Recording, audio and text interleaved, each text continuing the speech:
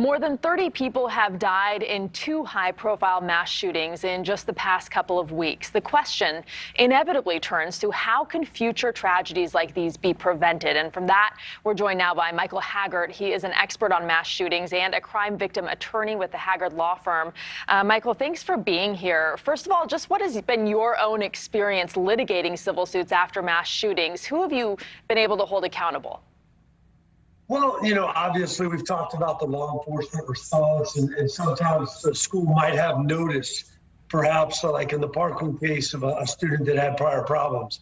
But this is a much bigger issue, as we know. There are 40,000 people who lose their lives every year to gun violence in the United States, and we lead the world, unfortunately, by a large margin, and we have to do something about it. And, when you talk about doing something about it, the conversation always goes to gun control after these mass shootings. Are there other factors we should also be focusing on?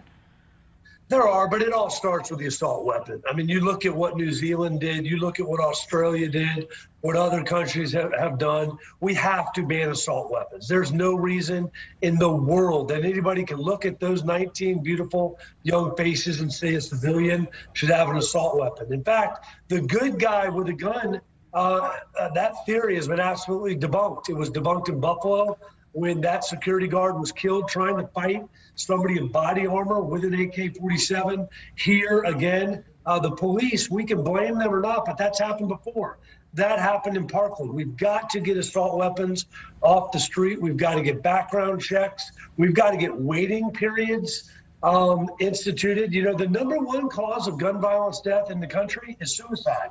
And if we had a waiting period, most of those weapons are purchased right before somebody takes their own lives.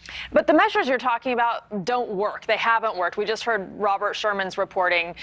The last four presidents, I think, have dealt with school mass shootings. It doesn't get past the Senate. So realistically, what do we do?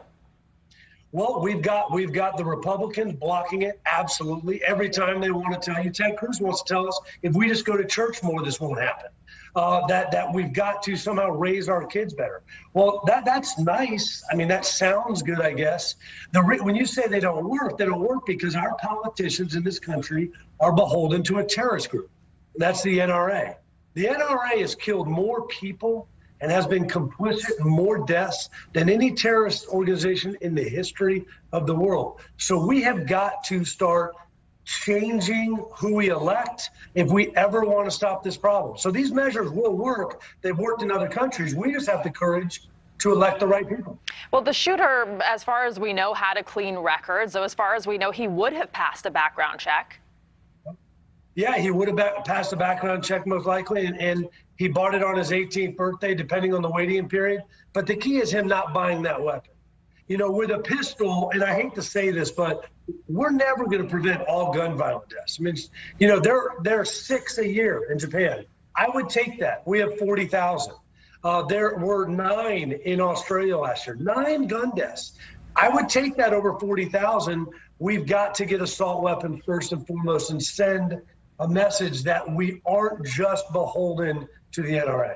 What can workplaces and schools do to train for mass shooting prevention? I mean, that they aren't already doing. Schools are already holding drills, for situations like this. What can they do on the preventative side? You can fortify your school physically. We had here a back door that was apparently open. We can go and try to arm every single school, 130,000 of them in the United States of America, with former military, active duty police, and give them a semi-automatic weapon. The problem is that person has a family to go home to. They don't have the motivation that the mass gunman does. The mass gunman knows that's their last day on earth. So we can try our best to do that.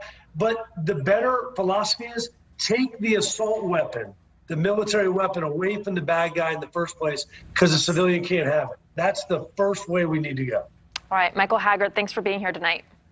Thank you.